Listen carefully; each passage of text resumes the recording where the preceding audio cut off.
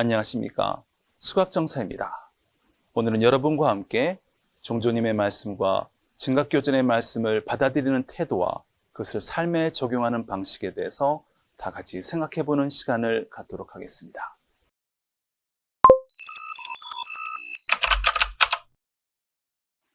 선제식의 말씀을 접한다는 것은 치열한 삶의 현장에서 진실을 찾는 안목과 지혜를 얻을 수 있는 수행의 과정이라고 생각합니다. 삶의 현실에서 번뇌를 내리치는 죽비 소리 같은 깨달음을 얻고 성찰의 오솔길에서 삶의 여유를 만끽하는 교전 읽기의 증득이야말로 빠듯한 일상에서 뿌듯한 보람과 의미를 캐는 살아가는 기쁨이 될 것입니다. 교전을 찬찬히 읽으면서 밑줄을 치게 된 금과 옥조와 같은 종조님 말씀에서 종조님의 치열한 문제의식을 유추해보게 됩니다. 그러는 동안 종조님의 말씀은 몸과 마음 구석구석으로 스며들면서 나의 삶을 새롭게 재해석할 수 있는 또 다른 방식의 사유체계로 바뀌어지는 것 같습니다. 교전을 다 읽고 깨닫는 것도 있지만 살짝, 아주 살짝 맛만 봐도 나의 무지함을 깨닫게 됩니다. 내가 늘 접하는 책 이외에 다른 영역의 말씀을 접해본 적이 없는 사람에게는 내가 모르는 진리의 세계가 얼마나 방대한지를 깨닫지 못하는 것은 너무나 당연한 일 아니겠습니까? 우연하게 들춰본 교전의 한 페이지에 내가 그다지도 찾고 있던 답이 꽈리를 틀고 기다리고 있을지 모릅니다. 발견되기 전까지 그 말씀은 주인을 만날 때까지 답답함을 참고 견디면서 기다렸을 거 아니겠습니까? 문득 내가 교전 속의 종조님 말씀을 만난 것이 아니라 교전의 종조님 말씀이 나를 묵묵하게 기다려주신 것은 아닐까라는 생각을 엉뚱하게 해보게 됩니다. 마음은 외부에서 이식된 답으로는 절대 정돈되지 않습니다. 답은 밖에서 오지 않고 언제나 내 안에서 발견돼야 그때 비로소 내게 제대로 스며들고 올바르게 적용되는 것 같아요. 자기가 처한 상황의 실체, 자기 마음의 실체를 하나하나 또렷이 보고 느끼면서 자기 상황에 대한 시야를 확보해야 마음이 정돈되기 시작합니다. 온몸, 온 마음으로 느끼는 것이 진짜 아는 것이며 그렇게 알아야만 혼돈에서 벗어날 길이 보이게 되지 않겠습니까? 그런 의미에서 교전의 역할은 단순한 지식의 전달이 아니라 무지함을 인정하는 진언행자가 자신의 본심을 찾을 수 있도록 서원과 의지를 촉발시키는 데 있다고 생각합니다. 무엇인가를 가르치고 배운다는 것은 많이 아는 스승이 무지한 제자에게 지식을 설명하거나 전수하는 과정이 절대 아닐 것입니다. 설명하면 설명할수록 제자는 또 설명을 들어야 될 수밖에 없지 않겠어요? 설명을 듣는 제자를 결국 바보로 만드는 악순환이라고 생각을 합니다. 배움과 증득은 그런 의미에서 설명을 통해서 이루어진다기보다는 스승의 서원과 지혜가 제자의 발심과 하심이 서로 만나는 그 자리에서 불꽃 같은 광명의 깨달음이 일어나면서 발생한다고 생각합니다.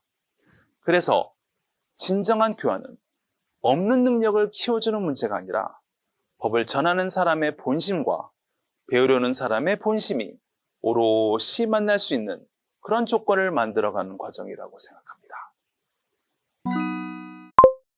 교전을 읽는다는 것은 그냥 책을 읽는 것이 아니라 예를 들면 나만의 수행이라는 보물지도를 어떻게 만들 것인지를 배우는 일종의 독도법을 연마하는 과정이라고 생각합니다. 그 과정은 내가 갖고 있던 삿된 생각의 독서를 제거하는 해독 과정이자 진리의 의미심장한 무진법문의 메시지를 풀어내는 독회 과정이기도 합니다. 교전을 읽는 진언행자들은 더 이상 앉아서 생각을 거듭하지 않고 몸을 움직여 삶을 바꿔나갑니다. 교전을 거울 삼아 내 삶을 반추하고 반성하며 성찰해 보게 됩니다. 교전의 한 문장 한 문장이 끝나는 곳에서 진언행자의 무지와 무명으로부터의 탈출은 비로소 시작된다고 생각합니다. 지금 여기서 안주하는 삶에서 탈출하고 새로운 각성의 장으로 옮겨가는 것이죠. 읽기 전에 나와 읽은 후에 내가 전혀 다르게 다가옵니다. 지금과 교전의 종조님 말씀을 읽은 나는 이제 읽기 전의 상태로 돌아갈 수 없습니다. 교전을 읽는 것은 일종의 고통 체험입니다. 우리 중생은 고통을 체험할 때 변화가 오고 성장하는 것 같습니다. 힘든 일을 겪을 때 비로소 진짜 중요한 것과 중요하지 않은 것을 구별해낼 줄 알게 되고 내면의 중심으로 들어가게 되는 것 같습니다. 사실 지식은 쉽게 전달할 수 있지만 지혜는 쉽게 전달할 수 없는 법입니다. 지혜는 왜 쉽게 전달할 수 없을까요? 사실 머리가 아니라 몸으로 체화시킨 깨달음이기 때문이라고 생각합니다.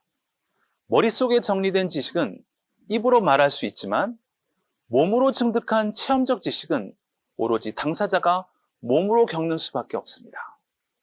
창고에 오래 묵혀둔 책에서만 곰팡이가 피는 게 아니었습니다.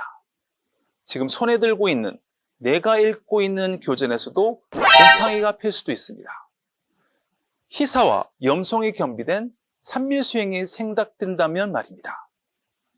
고요히 앉아있는 것만이 아닌 깊이 묻고 깊이 성찰하고 깊이 참여하는 게 수행입니다. 교전과 내 마음이 마주 앉습니다. 교전에는 문고리가 있습니다. 본심으로 향하는 문입니다. 진언행자는 그걸 열고 안으로 들어가야 합니다. 물론 그게 다는 아닙니다. 그 문고리는 교전만 읽는다고 잡히진 않습니다. 희사와 염송이 겸비된 산밀수행이 겸비되었을 때 비로소 제대로 잡히는 문고리입니다. 교전에도 길이 있고 희사와 염송에도 길이 있습니다. 교전의 난길을 걸을 때 무명과 무지가 제어됩니다. 희사와 염송의 길을 걸을 때 복덕과 지혜가 생겨납니다.